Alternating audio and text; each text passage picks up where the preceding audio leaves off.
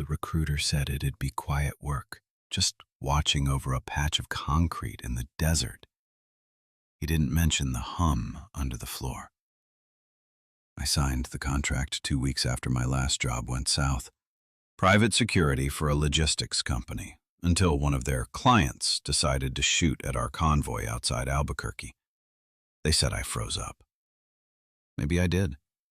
All I know is the next morning I was unemployed, broke, and half drunk when I saw the listing. Night security needed for decommissioned federal site, remote location, excellent pay, must sign NDA.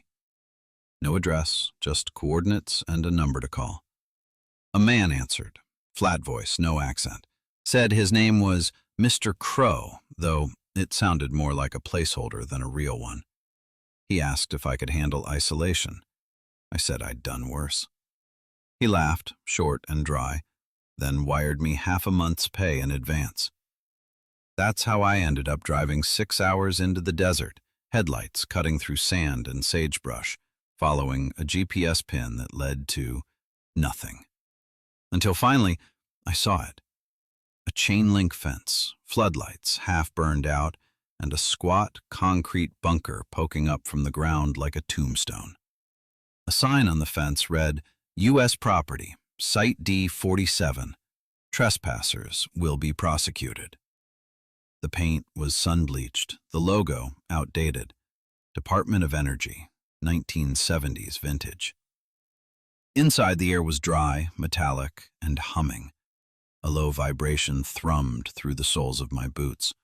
It reminded me of standing too close to a power substation, except this wasn't powered. Not really. The front office had one desk, a cracked computer terminal, and a red phone connected to a wall box labeled Central Operations. When I picked it up, there was no dial tone, just breathing. After a second, a voice said, "Welcome to Site D47, Mr. Rourke. Maintain perimeter watch. Report all irregularities. Do not enter below level 1. Click." There was another guard on duty, a woman named Jess, mid-30s, hair buzzed short under a baseball cap.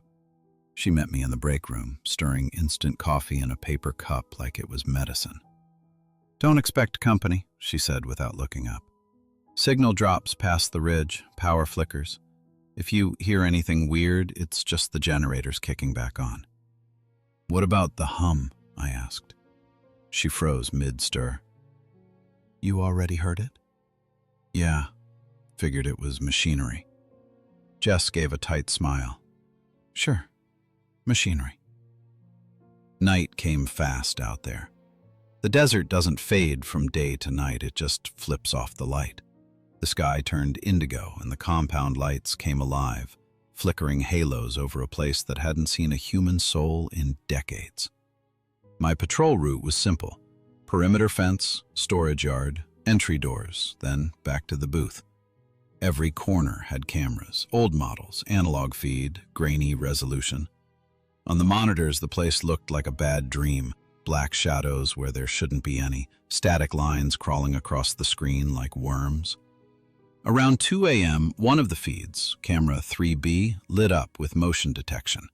Sector, lower corridor A. Problem was, that corridor was sealed off. I toggled the view. Something was moving, slow, deliberate, just beyond the range of the light. I couldn't make out a shape, just displacement, like the air itself was warping. Jess came over, squinting. "That's below level 1. "Thought you said nobody's down there." "Nobody is." The screen fuzzed into static. When it cleared, the corridor was empty. Jess leaned back, rubbing her temple. "It happens sometimes. Power spikes, phantom feeds. Don't overthink it." But when she left, I stayed staring at that screen. Because for a split second, just before the image went black, I could have sworn I saw a handprint smudged across the camera lens from the inside. At 3:17 a.m., the hum rose in pitch. I felt it more than heard it, vibrating through the metal chair, through my bones. Somewhere deep beneath the floor, Something answered back. 3 short pulses, rhythmic, deliberate. That's when I realized something else. There was no generator running. The hum didn't stop after that first night. It came and went like a tide, sometimes faint, other times sharp enough to rattle coffee in its mug. Jess said the facility settled when the air cooled, but I'd worked enough concrete bunkers to know the difference between shifting metal and something alive beneath it. By the 3rd shift, I started keeping a log. Timestamps, power surges, any sound I couldn't trace. The pattern was too clean to be random. Always, every 47 minutes, give or take 10 seconds. A pulse, 3 beats, silence, repeat. On the 4th night, I asked Jess what they used to do here. She said the files were redacted, but she'd heard rumors from a contractor who worked cleanup years back. Something about resonance mapping, using sound to store information in matter, like making the walls remember. Then she laughed, but it was thin and forced. They shut it down in the 80s, supposedly. That same night, the corridor cameras went down again. This time, all of them. Entire lower levels blacked out. Central operations didn't respond on the line, just static. But in that static, I heard something. Faint syllables, layered like whispering underwater. My name. Dale. I grabbed a flashlight and went to check the breaker room. The air grew colder the deeper I went. My breath fogged. The hallway lights buzzed like dying flies. I passed a wall where the paint had bubbled and split in a perfect circular pattern, as if the concrete itself had once been hot.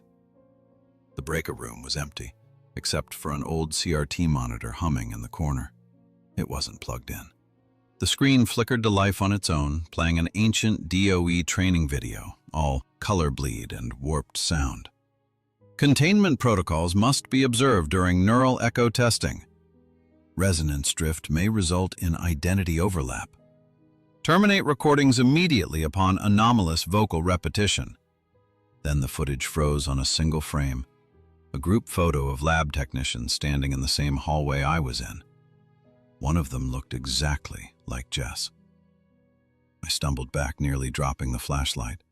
The power snapped off. Darkness swallowed everything except that monitor glow. When I made it upstairs, Jess was sitting at the console, staring at a dead feed. Her hands were shaking. "Did you go below level 1?" she asked without turning. "No," I lied. "Just check the breakers." She finally looked at me. Her eyes were rimmed red, sleepless. "Good. Don't. You'll hear it louder down there." "The hum?" She shook her head. "The other thing. The one that's been trying to answer it." That night I couldn't sleep. The desert was quiet, no wind, no insects, just the constant throb under the floor, like a heart too deep to find.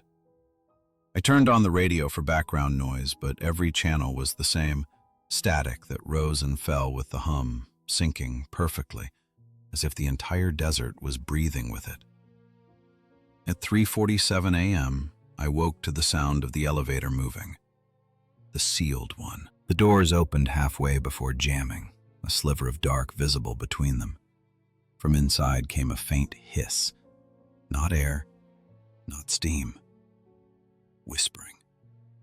I stepped closer, flashlight trembling, and caught a glimpse of something pressed against the back wall. A reflection. Maybe glass, maybe water, shifting with each pulse of the hum. Then I heard it again. 3 beats. Silence. And from the dark below, a voice. Flat, mechanical, but human enough to freeze my blood. Level -1, unlocked. I don't remember deciding to step inside the elevator. One second I was staring at the gap between the doors, the next I was pressing the button marked B3, though the panel only went down to B2. The doors shut slow and heavy, sealing out the world above. Then the numbers on the panel began to change. B2, B3, B4. There was no B4. The air pressure dropped until my ears popped. My flashlight flickered, struggling against the dark. When the elevator stopped, the doors opened into a corridor that didn't look like any part of the facility I'd seen. Walls smooth and metallic, no seams, no signage. Just that same pulsing amber glow leaking through cracks in the floor. The hum was deafening down there. Not sound anymore, but a vibration that trembled through my chest cavity. I could feel my pulse sinking to it. And in the faint reflection on the walls, I thought I saw movement. Silhouettes walking beside me, their outlines made of light and static, fading in and out of existence. At the end of the hall, a bulkhead door hung half open.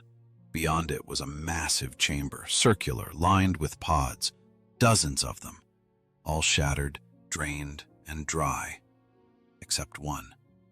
The last pod glowed from within, filled with liquid like molten glass. Inside it, a shape floated. A person, or the echo of one. Their face was obscured, features stretching and folding as if memory itself couldn't decide what they looked like. A clipboard sat on the console beside it. Project Echo Resonance. Lead, Dr. Keller.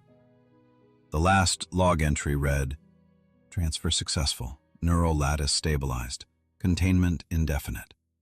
And beneath that, hastily scrawled, "We succeeded. We can't shut it off." The console still had power. When I touched the keyboard, the monitor flared to life with a series of files, static, corrupted audio, half-phrases. Energy signature. Continues post-mortem. Do not disconnect auditory link. The echo learns through imitation. Then one final file began playing on its own. A man's voice, urgent, panicked. "If you're hearing this, the lab is still resonating. You think you're real, but you're just a..." Static tore through the rest. The pod began to hum louder, the surface rippling like disturbed water. A hand pressed against the glass from inside, thin, translucent, skin bending like heat shimmer. Then another. Dozens. Too many. They weren't inside the pod, they were in the reflection. I backed away, heart slamming against my ribs. The walls vibrated. Shadows flickered across the ceiling. The air itself seemed to twist. I caught glimpses of scientists running, alarms flashing, memories bleeding through time, replaying in endless loops. Something whispered directly behind me. "You're late for your shift." I spun around. Nothing there, only a chair rolling slowly across the floor, moved by no one. When I turned back, the chamber was empty. The pod drained, the glass cracked open from the inside. The glow faded to darkness. I sprinted for the elevator, hammering the button until the doors finally closed.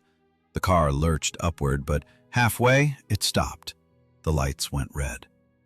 Over the speaker came that same voice from Central Operations, flat, calm, mechanical.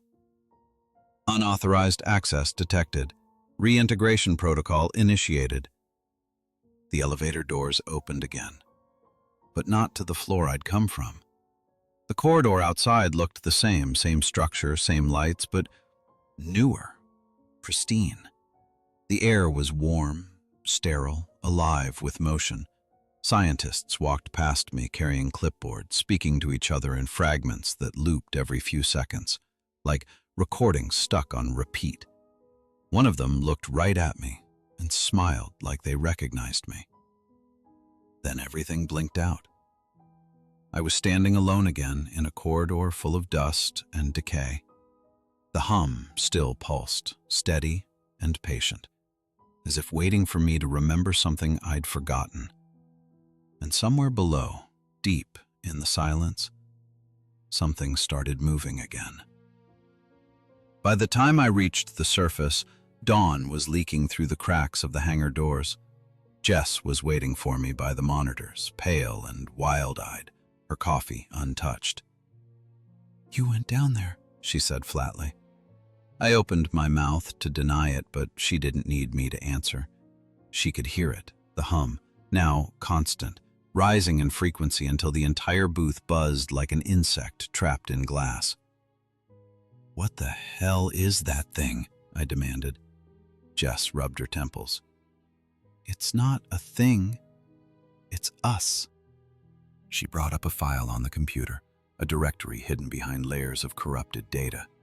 Inside were hundreds of names, each tagged Echo Candidate. My name was at the bottom. I scrolled up. Jess's was near the top. "What is this?" I asked. "Project Echo," she said. "They recorded human consciousness as sound patterns, thought frequencies, stored them in resonance chambers underground. When the government pulled funding, they tried to delete everything, but you can't erase a waveform that's still playing." The words crawled under my skin. "You're saying we're... what? Recordings?" Jess laughed, the kind of laugh that breaks instead of releases. "I've been here for 3 years, Dale. Every time I try to leave, I wake up back at the gate on Monday morning. The logs reset. The cameras reset. The only thing that doesn't reset is the hum." The monitors flickered one by one. Each screen showed a live feed of me, different versions of me, patrolling corridors, sitting at the desk, staring at cameras. Some were younger, some older, all repeating the same routine in endless loops. "Those are echoes," Jess whispered. "Fragments still stuck in the system. Every new guard they hire is just another recording layered over the last." Then the radio crackled. A voice came through, half static, half human. "Containment breach is not physical. Memory is the vector. Reintegration required." The floodlights outside snapped on. Every bulb buzzed at the same pitch as the hum below. The concrete vibrated, dust raining from the ceiling. Something was happening beneath the floor, movement, pressure, breathing. Jess grabbed my arm. "We can shut it down, but we need to cut the carrier wave. It's broadcasting from level -1. I followed her through the corridors, down rusted stairwells that shook with every pulse. The air shimmered like heat distortion, and the walls flickered between decay and newness, as if two versions of the facility were overlapping. When we reached the sublevel, the chamber from before was alive again. The pod was gone, replaced by a massive sphere of amber light suspended in the center of the room. Inside it, faces swam, merging and parting, hundreds of them. Their mouths moved in silent unison, forming words I couldn't hear but somehow understood. "We are the Echo." Jess ran to the control console. "Help me reroute the feedback loop." I slammed switches, tore cables from the ports. The hum rose, shaking the room so hard my teeth ached. The light in the sphere pulsed faster, brighter, until it felt like standing inside a sun made of memory. Then Jess screamed. Her reflection in the console glass was wrong, her face splitting into 2, then 3 overlapping visages, all out of sync. She reached for me, eyes filled with static. "It's pulling us back in!" The light swallowed everything. I saw flashes of moments that weren't mine, scientists testing waveforms, soldiers guarding halls, a man with my face signing a contract decades ago. Voices overlapped. "Reintegration complete. Subject stabilized. Welcome back to Site D47. And then, blackness. When I woke up, the hum was gone. The first thing I noticed was sunlight, soft, golden, filtering through dust-thick windows. The air didn't vibrate anymore. For a moment, I thought I'd made it out. The monitors were on, though, all of them, every feed clear, every camera clean. The facility looked new again. The walls weren't cracked, the paint wasn't peeling. The place was alive. I pushed myself up, dizzy, half expecting Jess to be standing over me. But the booth was empty. Only the red phone sat there, silent, waiting. I picked it up. "Good morning, Mr. Rourke," the voice said. Calm, measured. The same tone from Central Operations. "Routine perimeter check.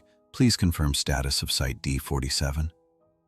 The voice sounded like Jess, only smoother, processed, stripped of anything human. I hung up and stared at the monitors again. One of them showed the main gate, chain-link fence swaying in the wind. Another showed the desert road leading to nowhere. And then, in the corner feed, I saw me, sitting in the security booth, staring at the monitors, just like I was now. The feed glitched. For a fraction of a second, the other me looked straight at the camera and smiled. I tore open the logbook. New entries were already typed in. Date, November 23rd. Employee, Rourke, Dale. Status, active duty. Notes, no irregularities detected. Maintain observation. Same handwriting, same ink, but I hadn't written it. Something in my chest went cold. I checked the desk drawer. My pistol was gone. In its place lay a small, old-fashioned cassette tape labeled Keller Res Log 47. When I pressed play, the tape hissed before a voice came through. "If you're hearing this, the system's still running. We didn't guard the experiment. We became it. Every new consciousness they stored needed an anchor, a mind to keep the echo stable. That's you now. Don't try to leave.